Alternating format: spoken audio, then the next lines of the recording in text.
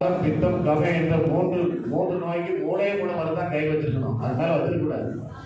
5வது மருந்து வந்து பேரி போக பேரி அடைக்க மொத்தம் 5 மருந்து தான் ஒரு வைத்தியர் பாக்கெட்டில் எப்பயுமே வச்சுக்கணும். ஒன்று பேரி போக பேரி அடைக்க, வாதத்துக்கு ஒரு மருந்து, பித்தத்துக்கு ஒரு மருந்து, கபத்துக்கு மருந்து. இந்த 5 மருந்து தான் எப்பயுமே பாக்கெட்டில் இருக்கணும். அதுதான் வந்து சிறந்த ஒரு வைத்தியர் என்று நம்ம வந்து பாராட்டக்கூடிய வைத்தியர் தான் அந்த 5 மருந்து தான் வச்சுருக்கணும். ஆனால் நம்ம பல மருந்துகள்லாம் நம்ம செய்து கொண்டு கொடுத்துருக்கிறோம்.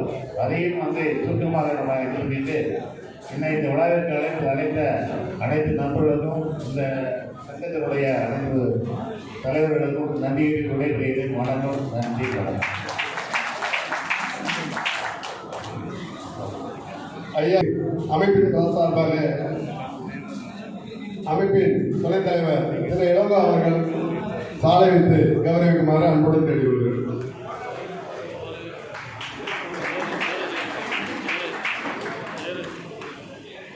ஒரு பதிவேடு கைவிட்டு எனக்கெல்லாம் மிகவும் வயதான ஐயா எஸ்வி பிள்ளை அவர்கள் தான் மிஷன் இந்தியாவில் அந்த அங்கீகாரம் நாங்கள் இருக்குது. நான் அவருடைய ஆளுமையில் கடந்த ஒரு 6 ஆண்டுகளாக தொடர்ந்து அவருடைய மிஷன் இந்தியாவில் பணியாற்றி கொண்டிருக்கிறேன். இன்று தேசிய செயலாளர் வேளாண் பிரிவிற்கு அவர்கள் பணியாற்றுவதை மகிழ்ச்சியோடு. நன்றி ஐயா. அடுத்ததாக இந்திய தேசிய சித்த மருத்துவத்தினுடைய டைரக்டர் டாக்டர் ஐயா செந்தில்வேல் அவர்களை உங்களுடைய சிறப்புரையாற்றுமாறு அன்புடன் நினைக்கிறேன்.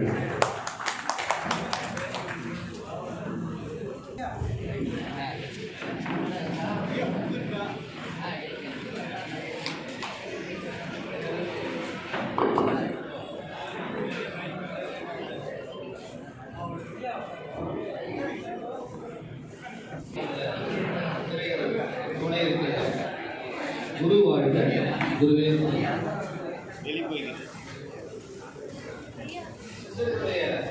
ஆட்சியோடு இந்த நல்ல விழாவிற்கு வருகை புரிந்திருக்கிற அனைத்து நம்முடைய வழிகாட்டிகள் சொல்றோம்.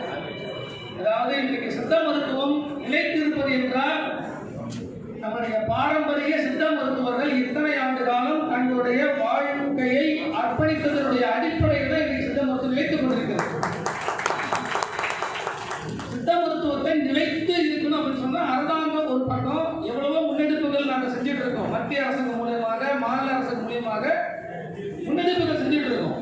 அதையும் தாண்டி அந்த ஃபீல்டு லெவல்ல மக்கள்கிட்ட ஃபீல்டு லெவல்ல ஒரு விழிப்புணர்வோட, அதாவது அரசாங்கமே நுழைய முடியாத இடத்துல கூட இருந்து தங்களுடைய வாழ்க்கையை நாம் ஒரு பாரம்பரிய சித்த மருத்துவர் அப்படிங்கிற அடையாளத்தோடு வாழ்ந்து கொண்டிருக்கிறார்கள் என்றால் அதற்கு வந்து ஈடு இணை கிடையாது. அந்த அடிப்படையில் இன்று நாம் குழுவிருக்கோம் என்றால், அதாவது 48வது இந்த ஒரு நிகழ்விற்கு வருகை புரிந்திருக்கும் என்பது ஒரு மிக சாதாரணமான விஷயம் அல்ல. ஒவ்வொரு ஆண்டும் நான் எங்கு இருந்தாலும் இந்த நிகழ்விற்கு நான் கலந்து கொள்வேன். அதில் கடந்த 10 ஆண்டு காலமாக நான் தொடர்ந்து வந்திருக்கிறேன். ஈவன் இடையில கூட நான் வந்து மலேசியாவில் இருக்கும்போது அங்கேயிருந்து இந்த மாநாட்டுக்காக வந்து நான் இது கலந்துக்கிறேன். அப்போ ஒவ்வொரு ஆண்டும் பார்க்கும்பொழுது என்ன நடக்கும் அப்படின்னு சொன்னால், பாரம்பரிய சித்த மருத்துவம் மட்டும்தான் என்ன பண்ணுற அரங்கில் இருப்பாங்க. அப்போ எனக்கு வந்து ஒரு தாக்கம் வரும். ஆகா, பாரம்பரிய சித்த மருத்துவம் தங்களுடைய அந்த ஒரு கற்றுக்கிட்ட விஷயத்தை அடுத்த தலைமுறைக்கு கொண்டு போக முடியாதா, அடுத்த தலைமுறைக்கு கொண்டு போக முடியாது அப்படின்னு ஏங்கிட்டே இருப்பேன்.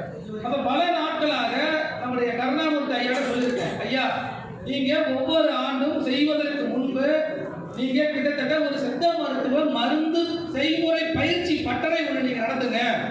அதுல அடுத்த தலைமுறைகள் வந்து என்ன பண்ணுவாங்க, இந்த மருந்துகள் செய்முறையை வந்து கத்துப்பாங்க அப்படின்னு சொல்லி நான் வந்து கடந்த ஒரு 4-5 ஆண்டுகளாக சொல்லிட்டு இருக்கும் பொழுது, இப்ப நமக்கு நேற்று தேசிய சித்த மருத்துவமனையில் வந்து 60 மாணவர்கள், பட்டதாரி மாணவர்கள், யூஜி அதாவது பிஎஸ்எம்எஸ் மாணவர்கள், எம்டி மாணவர்கள், பிஹெச்டி மாணவர்கள், அப்புறம் வந்து மதுரை மெடிக்கல் ஆஃபீஸர்ஸ், ஃபேக்கல்டி, ஆசிரியர் பெருமக்கள் 60 மாணவர்கள் இன்று வந்து பார்த்தீங்கன்னா நேற்று காலையில் விடிய காலம் 3 மணிக்கு எழுந்திருச்சு சென்னையிலிருந்து கிளம்பி வந்து இங்கே 7 மணிக்கு வடலூர்ல மையப்படுத்தி காலையில் நேற்றுக்கு காலையில் 7 மணில இருந்து இரவு 9 மணி வரைக்கும் பார்த்தீங்க அப்படின்னு சொன்னா, அதாவது ஒரு செந்தூரம், ஒரு சிறப்பான செந்தூரம், ஒரு பற்பம், ஒரு கட்டு, ஒரு கலங்கு, அப்புறம் மேற்கொண்டு பார்த்தீங்கன்னா அதில் வந்து சிறப்பான ஒரு விஷயங்கள்ல கிட்டத்தட்ட ஒரு 13 விதமான மருந்துகளை ஒரு நாள்ல அவங்க நாள் முழுக்க கத்துட்டு இன்னைக்கு வந்து அவங்களுடைய பிரசன்ஸ் பின்னாடி பார்த்தீங்கன்னா கிட்டத்தட்ட ஒரு 60 மாணவர்கள்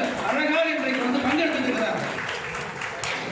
ஆக உண்மையாலுமே நமக்கு வந்து பார்த்தீங்கன்னா அடுத்த தலைமுறைக்கு நாம கற்றுக்கிட்ட விஷயத்தை அடுத்த தலைமுறைக்கு கொண்டு செல்ல வேண்டும் என்றால் இப்படிப்பட்ட ஒரு இணைப்பு நமக்கு தேவை.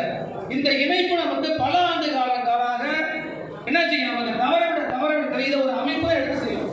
அப்ப இந்த ஆண்டு நம்முடைய அகில இந்திய இந்த அமைப்பு அழகாக எடுத்து இருக்கிறார்கள். அவர்களுக்காக ஒரு மிகப்பெரிய ஒரு பாராட்டு கொடுக்கணும். அந்த டீம் யாரு, Karunamoorthy sir, Ilango sir, Rajasekar sir, அந்த டீமுக்கு வந்து நம்ம பலத்த கரவழி கொடுக்கணும். அது மட்டுமல்ல, நம்முடைய கத்துக்கிட்ட விஷயத்தை மனப்பூர்வமாக ஐயா நான் சொல்லித்தரேன் ஐயா அப்படின்னு சொல்லி நேற்றுக்கு வந்து பார்த்தீங்கன்னா அன்பழகன் வைத்தியர், அன்பழகன் வைத்தியர், மணிமாறன் வைத்தியர், இளங்கோ வைத்தியர், இவங்கெல்லாம் வந்து பார்த்தீங்கன்னா இவர்கள் எல்லாருமே நேற்று தன்னுடைய பேரனுக்கு சொல்லி கொடுக்குற மாதிரி எனக்கு எத்தனையோ பாரம்பரிய மக்கள் என்ன பண்ணுவாங்க, ஐயா எனக்கு ஓலைச்சுவடி நிறைய இருக்குது, எனக்கு அடுத்த தலைமுறைக்கு என்னால் வந்து கடக்க முடியல, ஏன்னா என் பையன் கேட்க மாட்டேங்கிறான், என் பேரங்களை படிக்க சித்தா படிக்கலையா, நான் கற்றுக்கிட்ட விஷயம் என்னுடைய போக போகுது அப்படின்னு சொல்லி எத்தனை பேர் கேட்டு இருக்கும். எவ்வளவு விதமான ரகசியங்கள் எல்லாம் வச்சிருப்பீங்க, அடுத்த தலைமுறைக்கு நமக்கு சொல்லிக் கொடுக்க முடியும். ஆனா இவர்கள்லாம் பாத்தீங்கன்னா என்ன பண்ணாங்க, நேற்றுக்கு சந்தோஷமா என்ன பண்ணாங்க, நான் இதுல வாட்ஸ்அப்ல பார்த்து வாட்ஸ்அப் சொல்லி எல்லாமே பார்த்துருக்கேன், அது அத்தனையுமே சொல்லி கொடுத்தாங்க. அவங்களுக்கு மிகப்பெரிய ஒரு தலைவனத்தோட ஒரு பலத்த ஒரு கரவழி நம்ம கொடுக்கணும். அப்ப சரி சார் எங்களால வந்து இதை நம்ம கத்துக்க முடியலையே அப்படின்னு வரும்பொழுது இந்த இடங்கள்ல தான் வந்து நம்ம என்ன பண்ணோம், டாக்குமெண்டேஷன் ரொம்ப ரொம்ப அவசியம். இந்த நம்ம கத்துக்கிட்ட விஷயத்தை நம்ம டாக்குமெண்ட் பண்ணலாம், பதிவு பண்ணலாம்னு சொன்னா நாமளே மறந்துடுவோம். ஏன்னா இன்னைக்கு வந்து பார்த்தா ஞாபக மறதி என்பது மிகப்பெரிய ஒரு வியாதியா வந்துட்டு இருக்கு. பல இடங்கள்ல அல்சீமர்ஸ் அப்படிங்கிற ஒரு வியாதி வருது. திடீர்னு இருப்பாங்க, ஒரு கொஞ்ச காலம் கழிச்சு அவங்க என்ன பண்ணுவாங்க, திடீர்னு நம்ம எதுக்கு என் பேர் இல்லை அப்படிங்கிற மாதிரி ஒரு அண்மையில நிறைய பேருக்கு உலகம் முழுக்க இருக்கு அல்சீமர்ங்கிற ஒரு வியாதியை உலகமே என்னதுங்க கத்தளிக்கிறது. அப்படி இருக்கும்பொழுது நம்ம என்ன பண்ணுவோம், இந்த விஷயங்களை நம்ம வந்து எங்கேயும் எழுதி வைக்காம இருந்தாலோ அல்லது வந்து பார்த்தீங்கன்னா சொல்லிக் கொடுக்காம இருந்தாலும் என்ன நமக்கு மட்டும் இல்லை, நமக்கும் பயன்படாம போகும், நம்முடைய குடும்பத்திற்கும் பயன்படாம போகும், அடுத்த தலைமுறைக்கு பயன்படாம போகும். அப்படி இருக்கிற பட்சத்தில் தான் இதை டாக்குமெண்ட் செய்யணும் அப்படின்னு சொல்லி ஒரு மிகப்பெரிய ஒரு டிவி சேனல், அதாவது ஆயுஷ் டிவி அப்படிங்கிற ஒரு டிவி சேனல்.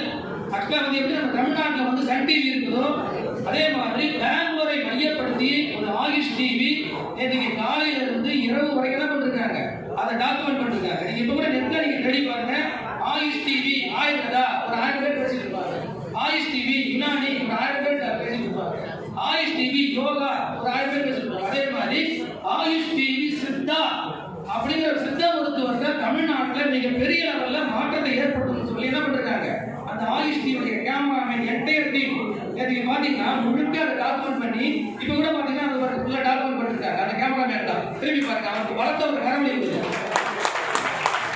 அவர் சாதாரண ஆளுல நம்முடைய இந்தியன் படம் எடுத்தாங்க, இந்தியன் டூ என்ற கேமரா இது நம்முடைய டைரக்டர் சங்கருடைய அவர் கேமராமேன். திரும்பி பாருங்க, இப்ப என்ன கரவழி பாருங்க,